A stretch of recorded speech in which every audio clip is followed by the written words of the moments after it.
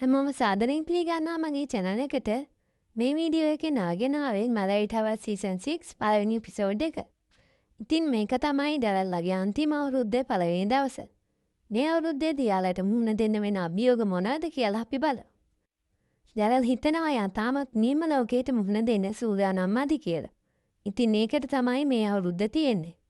සැලි, Darrell, ෆෙලිසිටි කායක ඉස්කෝලේට යනවා. මගදී එයාලා ග්වේන්ගේ කායක මඩේ රින තියනවා දකින. එතෙන්දී ක්ලේසයි එයාගේ අයියා ටෙඩීවත් මෙයාලට හමු වෙනවා. ඩැරල්ගේ උපදෙස්වලට අනුව හැමෝම එකතු වෙලා කායක තල්ලු කරලා එතනින් අයින් කරගන්නවා. එතෙන්දී ටෙඩීට ඩැරල් ගැන කැමැත්තක් ඇති වෙනවා.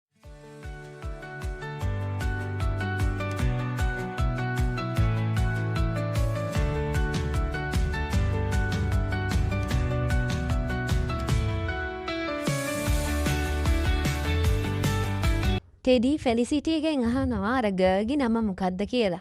ඉතින් ෆෙලිසිටි හිතන්නේ ඒ අහන්නේ ග්වේන් ගැන කියලා. ඉතින් එයා ග්වේන්ගේ නම තමයි කියන්නේ. ඔන්න ඉතින් පුරුදු විදියටම අලුත් ළමෙක් ඉස්කෝලේට එනවා. එයාගේ නම සිලෙස්ට්. එයා ප්‍රංශ ජාතික ළමෙක්.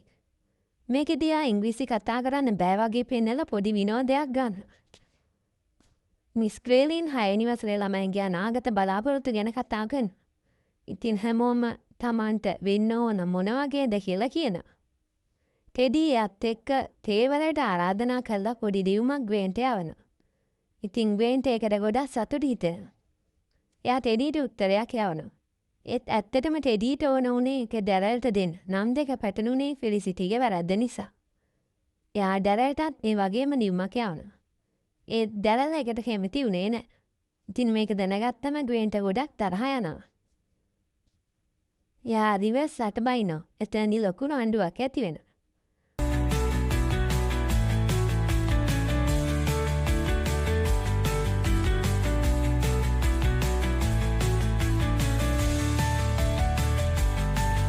දැනල් හුණු කූරකින් කාමරේ මැද ඉරක් ඇඳලා කියනවා මගෙන් ඈත් වෙලා ඉන්න කියලා.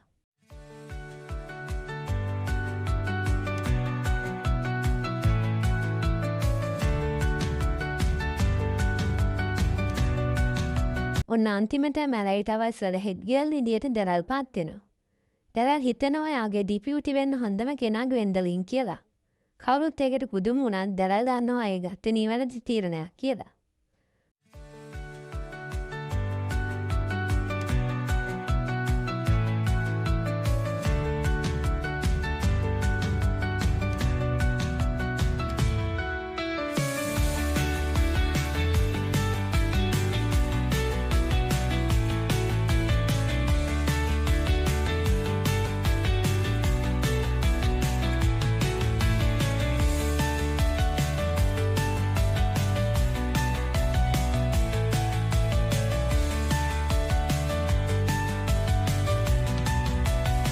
හොඳයි තවත් වීඩියෝ එකකින් හමු වෙමු. ඔයාලට දැන් දෙක කමෙන්ට් කරන්න, ඒ වගේම subscribe කරන්නත් අමතක කරන්න එපා.